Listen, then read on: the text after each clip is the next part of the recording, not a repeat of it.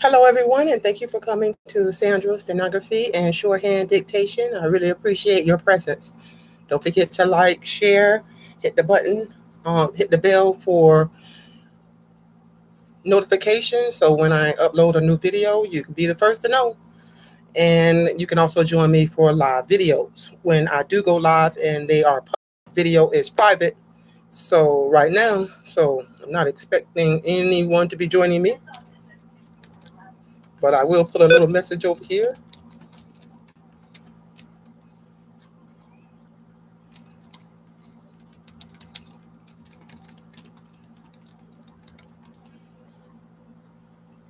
Chat.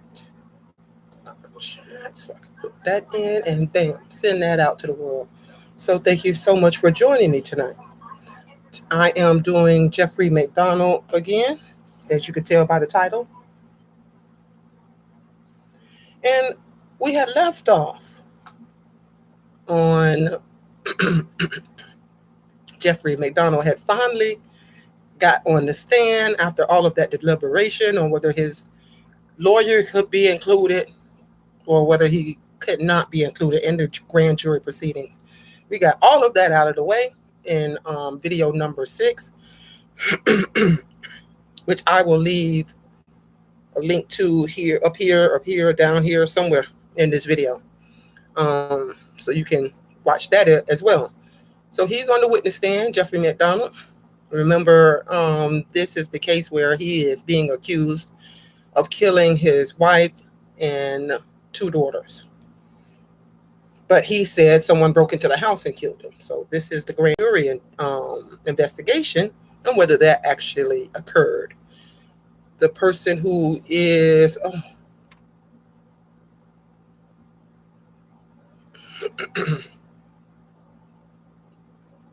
who is questioning him now would be, this is examination by Mr. Warhide. And we will continue where we left off. If I can find my place. Give me 1 second here.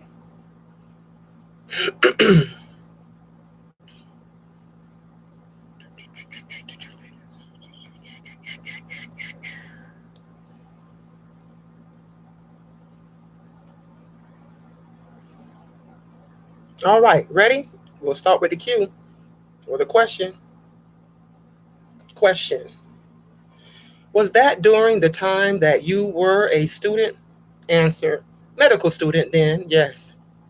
Question. Do you recall the various addresses that you had there at that time? Answer. No. Question. Did you live in the city proper or the suburbs? Answer. 3 different apartments within the city. Question. Were they in the Loop area or near the Loop? Answer. One was right next to the medical school, which is just north of the Loop. 2 were a little further out of the city. Question. And prior to going to Northwestern, you were a student at Princeton University, is that correct? Answer. That's correct. Question. Did you live on campus or off campus? Answer. Off campus. Question. Now you and Colette were married when? Answer. September 14th, between my sophomore and junior years in college. It's, I guess, 1963. Question now, Dr. Macdonald. In preparation before the grand jury here, have you ever gone over your records that you retained? Answer. Yes, sir. Question. Will you tell me specifically what records you have gone over? Answer. The Article 32 hearing that was held at Fort Bragg. Question. Do you have a complete transcript of that? Answer. Yes, I do. Question. All right. What other records? Answer. A copy of an interrogation held by the CID of me on April 6th. Question. 1970? Answer. Right. Question. What other records? Answer. Really? There were news clippings mixed in with this stuff, but that was really the formal reading that I did. Question: do you have a file of news clippings? Answer: my attorney asked me to keep it in conjunction with the case. Question: did you bring any of this material with you? Answer: I have some in my briefcase. Question: now, is there any other material that you referred to? Answer: you mean other than those loose papers that were associated with the Article 32 hearing? Question: you specifically mentioned the transcript of the testimony of the Article 32 hearing. Answer: right. Question: transcript of an interrogation of which took place on April 6, 1970? Answer: right. Question: and you mentioned news clippings. Answer: uh-huh. Question: now, was there anything else? Answer: there was a lot of loose, you know, when I was referring to the Article 32 transcript in my box, that includes, there is a lot of loose papers that I looked at. Question: what do these loose papers consist of? Correspondence? Answer: some correspondence, some of the court motions that we filed in conjunction with the Article 32 hearing. I don't even know what they mean. Interviews taken of other witnesses, witnesses that the CID was badgering on Long Island, things like that. Question: now, what witnesses are you referring to on Long Island? Answer: friends of mine. Friends from the past. Question: can you specify any individuals? Answer: people like Harold Leon, people that I haven't seen for years and years. There is a whole list of old friends. Question: can you mention any others beside Harold Leon? Answer: Carol Leon. Question: Carol Leon. Answer: Karen Perry. They really weren't very important. This is the part of the, as I was leafing through this, I saw these things. I am trying to give you a full recollection. Question: did you have copies of any interrogations of these witnesses, such, or did you just have a memorandum reflecting the fact that they were contacted by the CID? Any certain questions? Answer: I think there is some of those. I didn't specifically read any formal statements. Question: but you have copies of interrogations that were turned over to you by the CID, I take it? Answer: I don't know. I'm a little confused. I don't know if it was them. I read the MP's interviews on Post. This is all in a great big file. About 6 years worth of reading. Question: do you also have a file of the transcript of interrogations of Mr. Ivory, Mr. Grebner, and Mr. Shaw by your counsel? Answer: I certainly do. Question: did you participate in any of those interrogations? Answer: no, I did not. Question: is that in part of the material that you referred to? Answer: no. Question: did you prepare material to be furnished to other persons concerning the investigation or the consequences of the investigation? Answer: I don't understand what you mean. Question: for example, did you furnish any material to any congressmen or any government officials? Answer: surely. Question: do you have copies of that? Answer: I have copies of a press release that was issued when I got out of the Army that one of the congressmen asked me to prepare. Question, was that the only one? Answer, that was furnished to Congress? Question, well, is this the only document of that type? Answer, no. I have copies of Mr. Kassab's allegations that he sent to Congress. Question, did any other persons make such allegations and send it to any member of Congress or any officials to your knowledge? Answer, one of my military attorneys did. Question, what is his name? Answer, not to Congress. Pardon me. I didn't hear the full question. Question, or to any official? Answer, sure. Officials being Army. Right. Lieutenant Mike O'Malley. Now, it's Mike O'Malley. Question, and that's one of your attorneys present here in Raleigh at this time? Answer, that's correct. Question, representing you and acting on your behalf, is that correct? Answer, that's correct. Question now, do you have any other, let's say, memoranda or summaries that you prepared for the benefit of newspapermen? Answer, I have copies of long newspaper articles, but I don't have memoranda in preparing them. Question, how about radio interviewers or television interviews? Answer, do I have copy of those? Question, do you have copies of any material that was prepared in connection with, let's say, your participation in a TV program or a radio program or any appearance that you may have made as a lecturer or as a speaker before any bodies, any student bodies, or any other groups that might be interested in hearing concerning the matter that we are discussing? Answer, no, sir. Question, Mr. Macdonald, when you graduated from medical school, where were you admitted to the practice of medicine?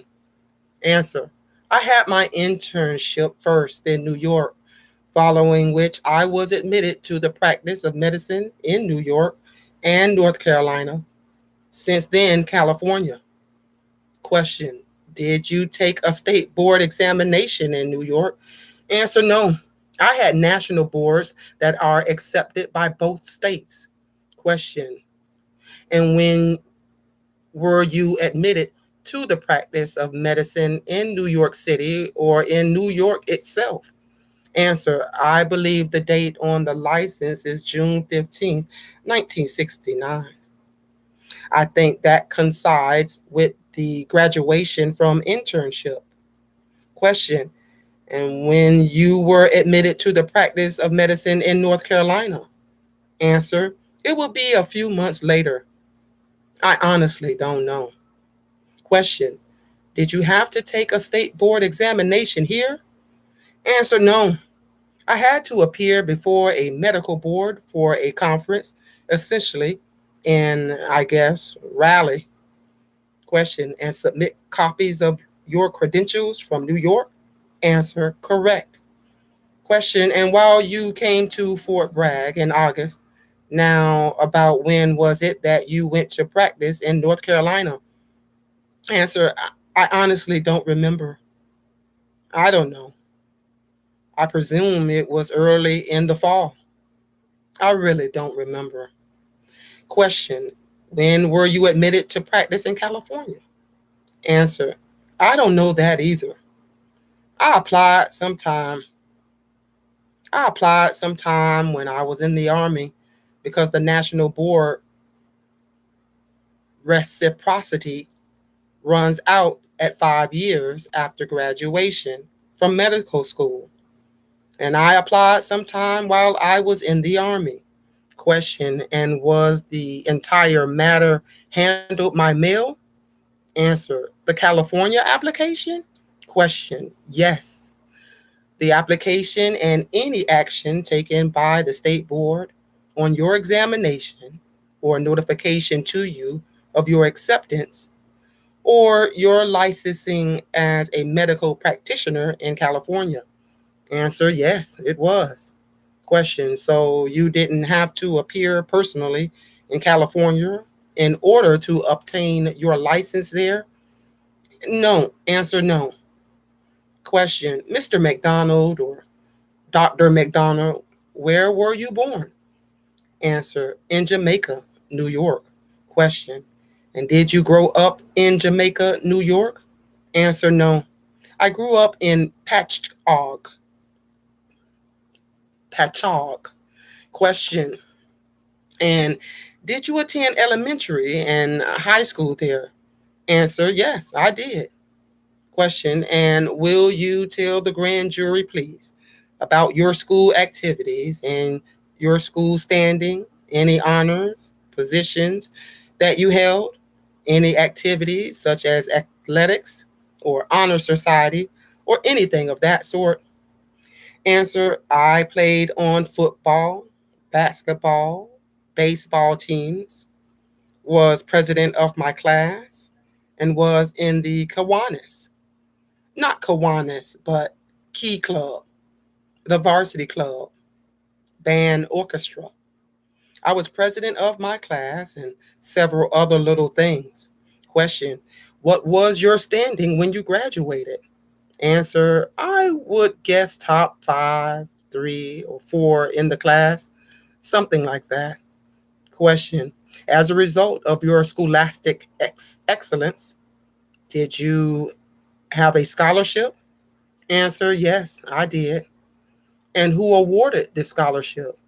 Answer, initially, I received two.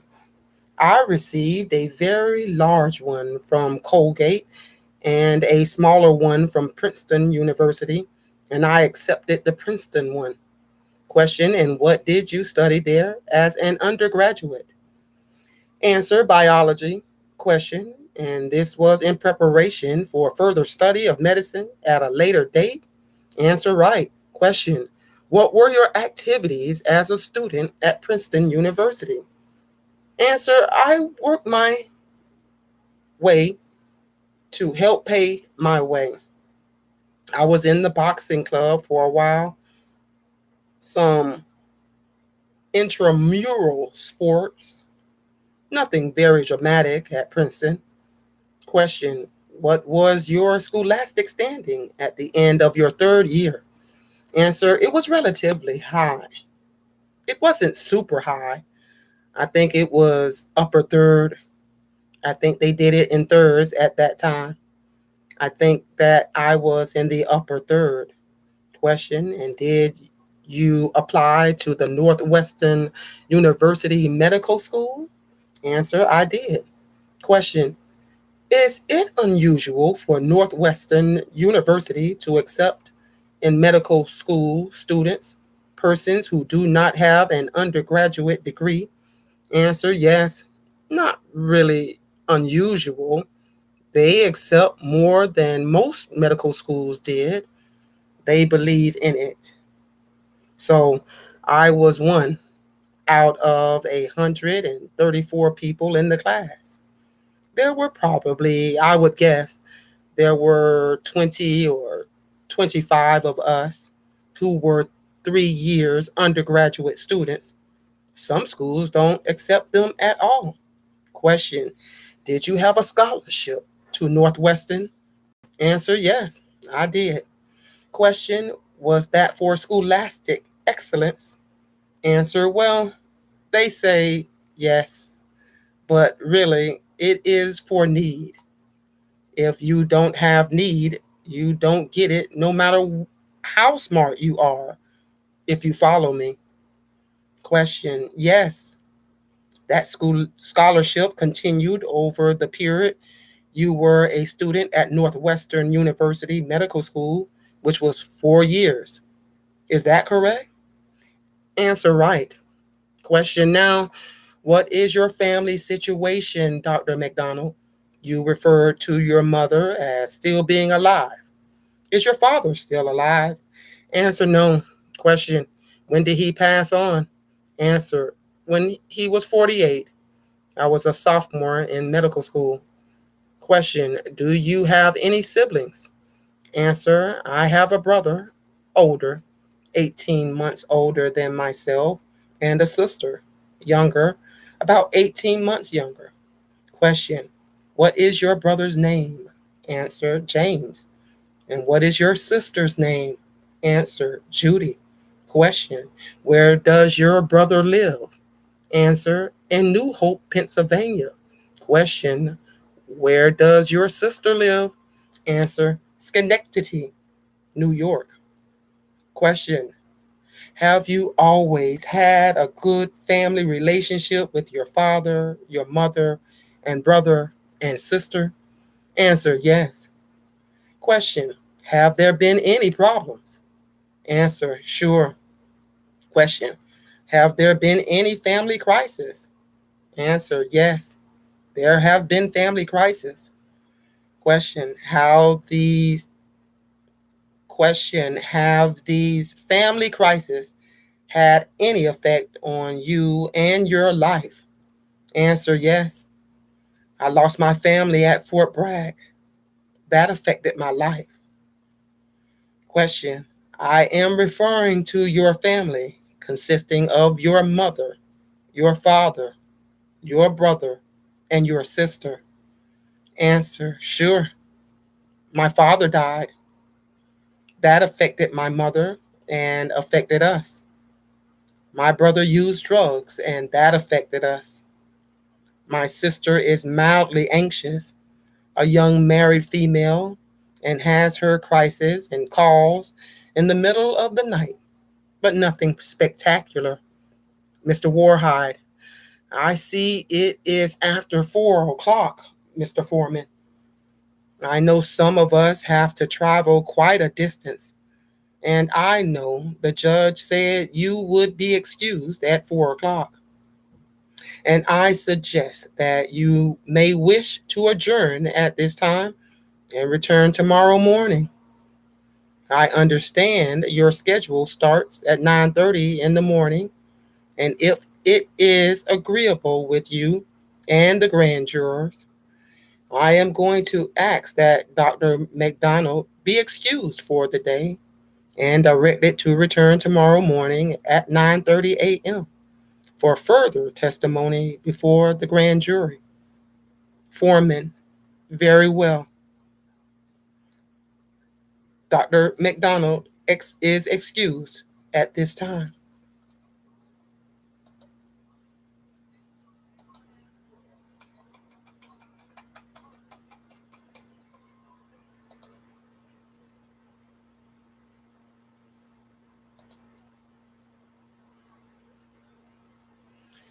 The following testimony was taken on Tuesday, August 13th, 1974, beginning at 9:30 a.m. in the grand jury room, Federal Building, Raleigh, North Carolina. All grand jurors were present at this time. The following proceedings were held to wit: Dr. Jeffrey Macdonald resumes the stand. Further examination by Mr. Warhide. Question, Dr. Macdonald, you are the same Dr. Macdonald who was testifying before this grand jury yesterday, are you not, sir? Answer, yes, I am, sir. Question, and you understand that your testimony at this time is given under the oath that you took yesterday when you first came in as a witness? Answer, yes, I do. Question, I just have a couple of additional questions regarding the matters that we covered yesterday. You mentioned that your brother is now living in New Hope, Pennsylvania. Can you give us an address for him, sir? Answer, I don't know the exact address. He just moved recently. Question, does being there have anything to do with Bob Stern, as you mentioned him as living in New Hope? Answer, no. He is living with a girl. Question, do you have the address for your sister? Answer, 1010 Highland Park Road, Schenectady, New York. Question, when you were a resident surgeon at Columbia Presbyterian, who were you working with there under those supervision and direction? And answer, I was a surgical intern for 12 months. I didn't always work in the Department of Surgery, but my superior was the chief of the Department of Surgery. Each month, you rotate on a service. Question, I am just trying to ascertain who your close associates there were, people who might know you well. Answer, the people who know you best are the residents you work immediately under. Question, could you mention a few names? People that you would give as character reference? Say, answer, Dr. Howard Bellin, Bellin, who lives, I think, Park Avenue in New York now. The names of my residents escapes me right now. Question, were you always in physician status while you were at Columbia Presbyterian? Or did there come a time when you were a patient there? Answer, I think I had pneumonia when I was an intern. Question, did that require you to be hospitalized? Answer, right. It did. Right. Question, for a period of some weeks or an extended period of time? Answer, I think it was some days anyway. Question, was there any surgical intervention for this pneumonia condition to tap the lungs or drain the lungs or anything like that, sir? Answer, no. Question, when were you living here in Fort Bragg? Did you maintain a bank account? Answer, at Fort Bragg? Question, yes. Answer, I'm sure we did. Question, when you were living there, did you have a bank account? Answer, yes. Question, do you remember the name of the bank? Answer, no, sir. Question, was this a joint account that you had with Colette? Answer, I believe so, yes. Question, was it a bank on base or in town? Answer, on post. Question, on post. Was it a bank or a saving and loan? Answer, we had a checking account. I don't know what kind of bank it was in. Question, was this a bank maintained as part of the post facilities? I don't know what they have set up for the members of the military. Answer, it was like First Bankers Trust Company. It was a regular bank, but they had a branch on the post. Question, where you are living now, do you maintain a bank account? Answer, surely. Question, where do you bank? Answer, I have two bank accounts. Question, what are the banks? Answer, Bank of American is my corporate bank account, and the American City Bank is my personal account. Question, they have branch banking in California, do they not? Answer, surely. Question, could you specify the branches?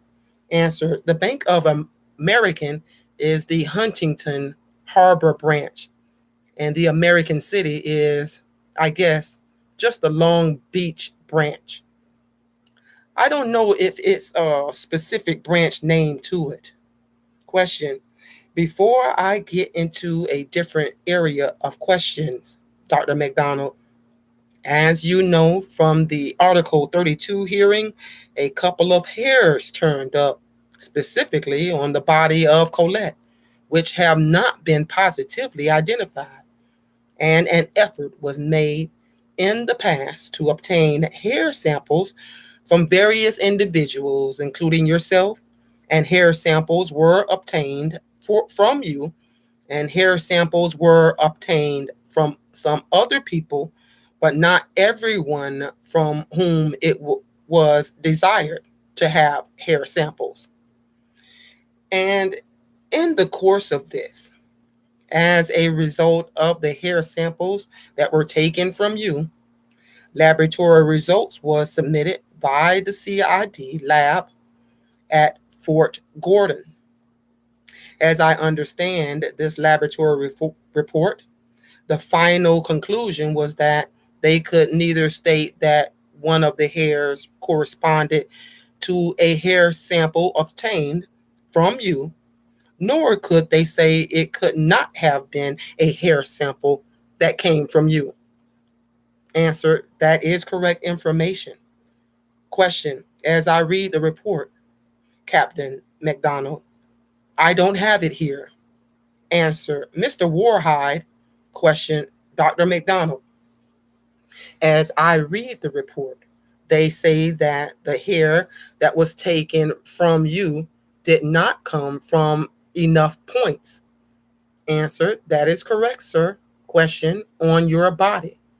Answer: they have 12 hair samples from the head, armpits, pubic, legs, and chest. Where else do I have hair? The initial laboratory report stated, without any question, that the hair was dissimilar from my hair. Question: how many points on your head did they take hair samples? Answer: I don't know. Question: was it more than 1 point? Answer: yes, it was. Question: can you tell me how many points? Answer: I don't remember. I was standing naked in my room while they were cutting hair from me. Question: did they use scissors? Answer: yes, they did. Question: who removed the hairs? Answer: a physician from Special Forces. I don't remember, or the hospital. I don't know which one. Question: and where else did they obtain hair from you? Answer: armpits, pubic area, legs. I don't know if they did my arms or not, and chest. Question: well, we are advised, Dr. Macdonald, and we have to rely upon the information that is furnished to us at this time, that in order to make a positive statement with respect to whether or not one of these hairs came from you, they need additional hair samples from you. We also need a answer. I'd like to respond to that, sir, if I may, at this time. Question: yes. Answer: that hair report was very, very clear when it was initially issued from the laboratory at Fort Gordon. The laboratory technician issued a specific decision that the hair was dissimilar. There is no question what that means. Question: to the hair taken from you, which they did examine, but in the second report. Answer: in the second report asked for by the prosecutor. Question: they said they needed additional samples. They needed hair from additional points on your body. Now, the report is clear in that respect, Mr. Macdonald, and I am not here to debate the matter with you. I am telling you what the situation is. In addition to that, we are going to need footprints from you. In addition to that, we are going to ask for a photograph of your body that will reflect the scars or any marks or signs that indicate the injuries that you suffered as a result of the assault upon you, or as a result of the medical treatment that resulted from that assault. You did have medical treatment, did you not? That requires the insertion of two tubes. Answer: I did. Question: in your body? Answer: I did. Question: to eliminate the neuromax? Answer: yes. Question: and the insertion of these tubes presumably would leave some mark on your body. Isn't that correct? Answer yes. Question. So at this time, I am asking you whether you will voluntarily agree to give additional hair samples, to give footprints, and to permit the making of the photographs that I have indicated to you. Answer. You are asking me 4 years later to give hair samples, footprints, and photographs? Question. That is correct. And we are not only going to ask you, but we are going to ask other persons who will be summoned to appear before this grand jury. You are just one of the number of individuals of whom we will make this request. Answer. I don't see any reason why not. I have to obviously speak to Mr. Siegel. Question. If you wish to consult with Mr. Siegel about this, you are at liberty to do so. And I would like to resolve this matter now, because if, after consulting with Mr. Siegel, you inform us that you will not voluntarily cooperate in giving us additional hair samples, then we will have to go before the court and request a court order, and that will take a little time. And if possible, I would like to obviate that. Answer. Can we have a 2-minute recess? Question. Of course. Recess. All right, my good people. There you have it. Another 30 solid minutes of dictation for you on this Jeffrey Macdonald case. As you can see that we are getting deep into the situation over here. Yes, we is. And the plot continues to thicken. And I hope you stick around for Jeffrey Macdonald number 8. I will link number 7 either up here, over here, here, somewhere in this video. I will make sure to link number 7 in case you haven't been able to practice that video. Then that way you can get caught up into speed, caught right up with the rest of us who have been writing this. I have some people that have been writing this with me from the beginning. So I love me some true crime. I don't like it that we are speaking of 3 individuals who have lost their lives. So I'm not joyous about that. But I do love true crime stories and mysteries and court cases. So there you go. You've got your dose of it right there. Go ahead and give this video a good thumbs up. I appreciate that. And as always, I want to wish you good night, good afternoon, good morning, or good day, or good whatever you're doing. And thank you so much for coming to Sandra's Stenography and Shorthand Dictations. Trying to make this the #1 court reporting video on YouTube. And with your help, we'll get there. Please subscribe to my channel. I'm trying to get 400 subscribers. I need 25 more. If you could hit the subscribe button, I would really, really appreciate it, guys. And as always, happy writing.